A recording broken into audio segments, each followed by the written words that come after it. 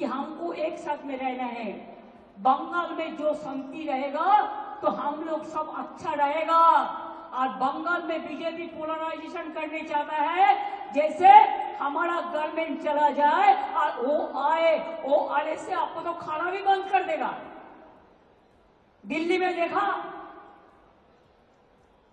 বাঙালি এলাকায় মাছ ভাতও বন্ধ, মাছ মাংস সব বন্ধ, সব বন্ধ করে দেবে।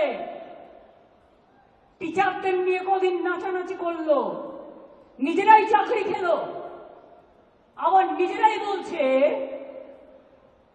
মমতা ব্যানার্জি জবাব দাও। আমি বলি তোমরা একুলেও আছো, কুলেও আছো, সব কুলেও আছো, তোমরা টিচারদের চাকরি কেন খেলে?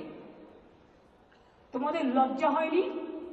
ত্রিপুরায় বলেছিলে বিজেপি গভর্নমেন্ট আসার পরে চাকরি ফেরত দেবো, আজ পর্যন্ত দিয়েছো, 7 বছর হয়ে গেছে।